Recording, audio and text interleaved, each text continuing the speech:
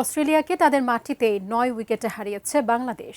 শুধু এই ম্যাচ নয়, বাংলাদেশের অবিশ্বাস্য বেশ কয়েকটি জয় এবার আইসিসি তাদের স্পেশাল তালিকায় তুলেছে।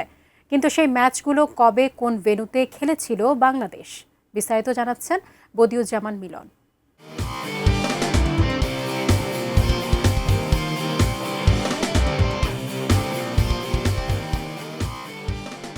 ডারউইনে ২০০৩ সালে ৩ দিনে ইনিংসে হেরেছিল বাংলাদেশ। সময়ের পরিক্রমায় ২৩ বছর পর বদলে গেছে অনেক কিছু, বদলেছে বাংলাদেশও। নাজমুল হোসেন শান্তর নেতৃত্বে বাংলাদেশ এবার ডারউইনে ৯ উইকেটের দাপুটে জয় পেয়েছে, তাও ১.৫ দিন হাতে রেখে। ডারউইনে সিরিজের প্রথম টেস্টে অস্ট্রেলিয়াকে ৯ উইকেটে হারিয়ে ২ ম্যাচের টেস্ট সিরিজে ১-০ ব্যবধানে এগিয়ে গেল বাংলাদেশ। অজিদের বিপক্ষে ক্রিকেটের রাজকীয় সংস্করণে এটা বাংলাদেশের দ্বিতীয় জয়। ২০১৭ সালে মিরপুরে অস্ট্রেলিয়াকে ২০ রানে হারিয়েছিল বাংলাদেশ। অস্ট্রেলিয়ার বিপক্ষে টেস্টের এই ২ জয় তো আছেই, এমনকি নিউজিল্যান্ড ও পাকিস্তানের বিপক্ষে টেস্টে বাংলাদেশের ২টি জয়কেও আইসিসি সেরাদের তালিকায় রেখেছে।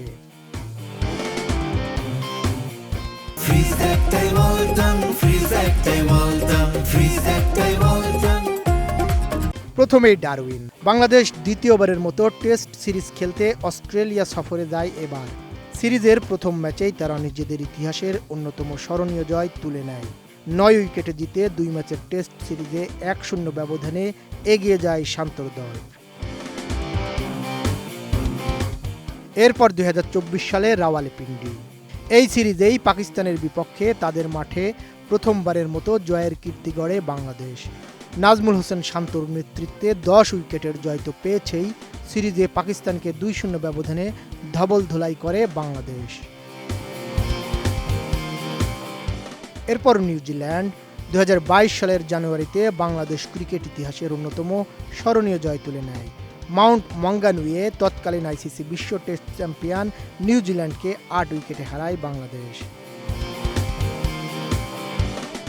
এরপর অস্ট্রেলিয়া। ২০১৭ সালে বাংলাদেশ অস্ট্রেলিয়ার বিপক্ষে সেবার নিজেদের প্রথম টেস্ট জয় অর্জন করে। মিরপুরের ঘূর্ণি সহায়ক উইকেটে তারা ২০ রানের স্মরণীয় জয় তুলে নেয়। বাংলাদেশের এই অবিশ্বাস্য দাপট কি তবে বিশ্ব ক্রিকেটে বাংলাদেশের এক নতুন যুগের ইঙ্গিত দিচ্ছে, নাকি এটি শুধুই অস্ট্রেলিয়ার এক ম্যাচের একটা ডারউইন বিপর্যয়? উত্তরটা সময়ের হাতে তোলা রইল।